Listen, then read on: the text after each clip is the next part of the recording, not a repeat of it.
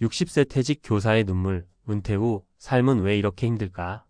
서론 30년을 바친 직장이 사라진 순간. 선생님, 정년퇴직 축하드립니다.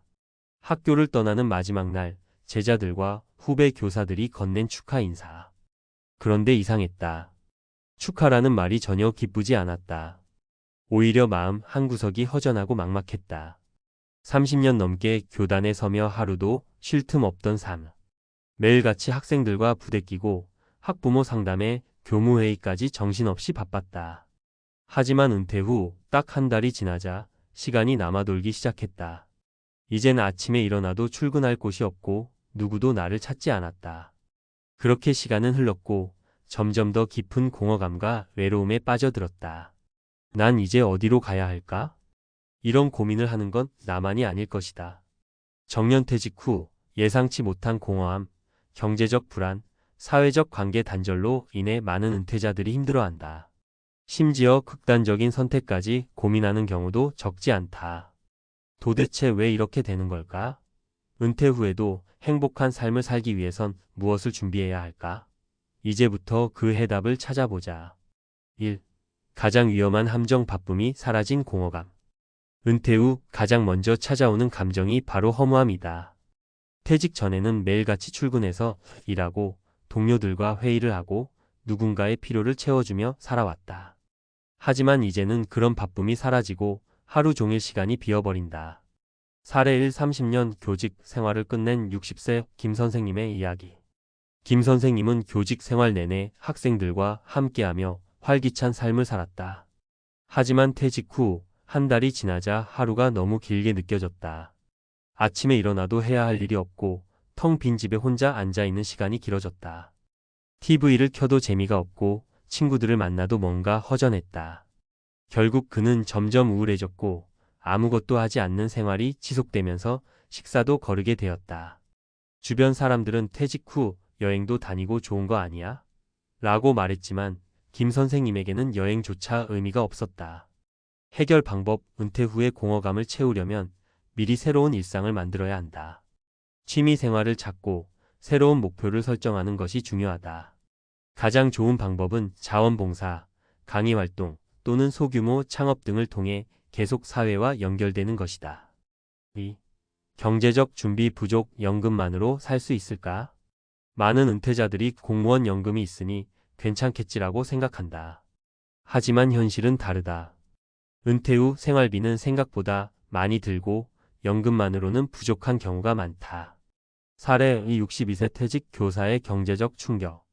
이 선생님은 공무원 연금을 받으며 은퇴 생활을 시작했다. 하지만 막상 살아보니 예상보다 지출이 많았다. 건강검진과 병원비, 손주 용돈, 경조사비, 그리고 친구들과의 모임 비용까지 예상보다 돈이 훨씬 많이 들었다.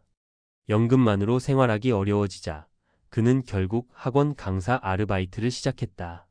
처음에는 내가 다시 돈을 벌어야 하나?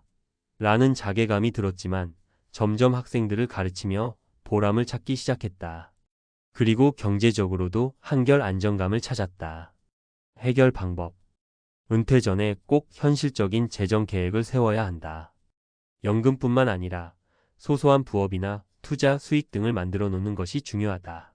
소비 습관을 조절하고 절약하는 습관을 들이는 것도 필요하다. 3. 인간관계 단절, 친구가 없는 은퇴 생활. 퇴직 후 또 하나의 큰 문제는 인간관계의 단절이다. 직장에서는 동료들과 자연스럽게 어울렸지만 퇴직 후에는 연락이 점점 끊긴다. 가족들도 각자의 삶이 바빠지면서 점점 외로움이 커진다. 사례 3. 60세 퇴직 후 인간관계의 변화. 박 선생님은 교사로 일할 때 항상 주변에 사람이 많았다. 하지만 퇴직 후에는 연락이 급격히 줄어들었다. 동료들은 여전히 학교에서 바쁘게 일하고 있고 학생들은 졸업 후 각자 삶을 살아간다. 은퇴 후 친구들과의 만남도 줄어들면서 박 선생님은 점점 집에만 있게 되었다. 가족들도 바빠서 자주 찾아오지 않았고 외로움이 깊어지면서 우울감까지 찾아왔다. 해결 방법. 은퇴 후에도 지속적으로 관계를 유지해야 한다. 새로운 커뮤니티, 독서 모임, 운동 모임 등에 참여하는 것이 중요하다. 친구들과의 모임을 정기적으로 가지는 것도 좋은 방법이다. 결론 은퇴 후에도 계속 살아갈 이유를 찾아라. 은퇴 후의 삶은 우리가 준비하는 만큼 달라진다. 은퇴 후의 공허감을 막기 위해 미리 새로운 목표와 일상을 설계해야 하고 경제적 불안을 줄이기 위해 연금 외의 추가 수입원을 고려해야 하며 인간관계 단절을 막기 위해 새로운 커뮤니티에 적극적으로 참여해야 한다. 퇴직 후의 삶은 은퇴 전보다 더 중요하다. 우리는 그저 살아가는 것이 아니라 의미 있는 삶을 만들어가야 한다. 당신은 퇴직 후 어떤 삶을 살고 싶은가? 지금부터 준비하자. 퇴직 후 삶의 질을 결정하는 핵심 요소들.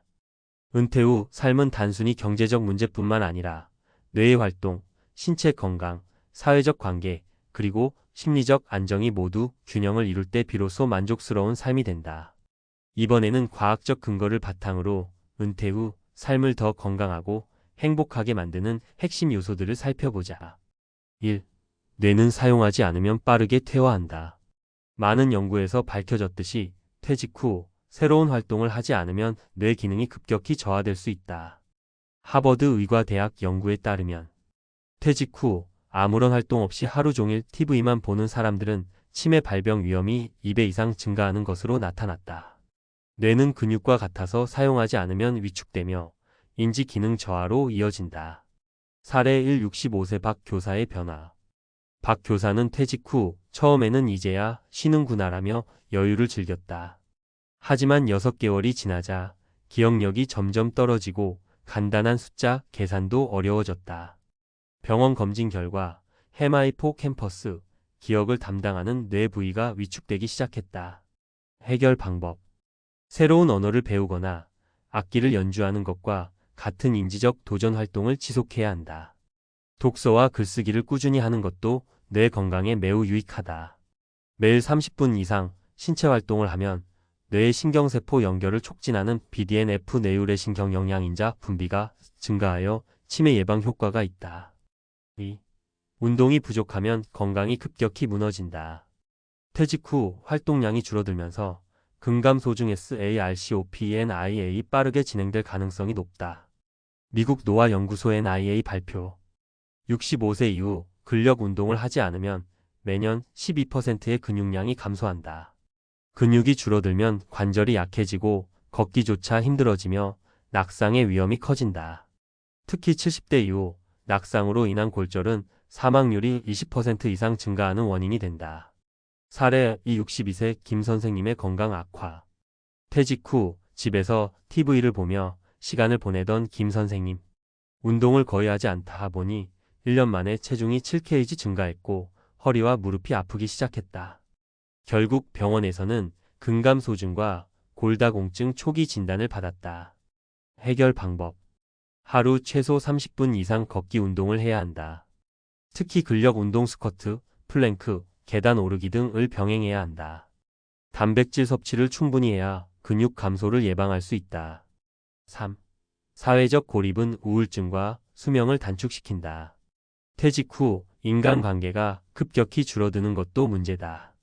2018년 영국 옥스퍼드대 연구. 사회적 고립 상태에 있는 사람들은 그렇지 않은 사람들보다 우울증 위험이 3배, 심혈관 질환 위험이 2배 이상 증가하는 것으로 나타났다. 사례 3. 60세 이 선생님의 우울증. 이 선생님은 퇴직 후 연락하는 사람이 줄어들면서 점점 혼자 있는 시간이 많아졌다. 결국 우울감이 심해졌고 병원에서는 경미한 우울증 진단을 받았다. 해결 방법. 정기적인 모임 동창회, 독서 모임, 봉사활동 등을 가져야 한다. 새로운 친구를 사귀고 가족과의 관계를 적극적으로 유지하는 것이 중요하다. 반려동물을 키우거나 소규모 비즈니스나 봉사활동을 통해 사회적 관계를 확장하는 것도 좋은 방법이다. 결론. 은퇴 후에도 계속 성장해야 한다. 은퇴 후 삶은 우리가 어떻게 준비하느냐에 따라 천국이 될 수도 지옥이 될 수도 있다. 뇌 건강을 지키려면 지속적으로 배우고 새로운 도전을 해야 한다. 신체 건강을 유지하려면 운동과 건강한 식습관을 가져야 한다. 사회적 고립을 막으려면 인간관계를 적극적으로 유지해야 한다. 퇴직 후의 삶은 끝이 아니라 새로운 시작이다. 지금부터라도 건강한 은퇴를 위해 준비하자.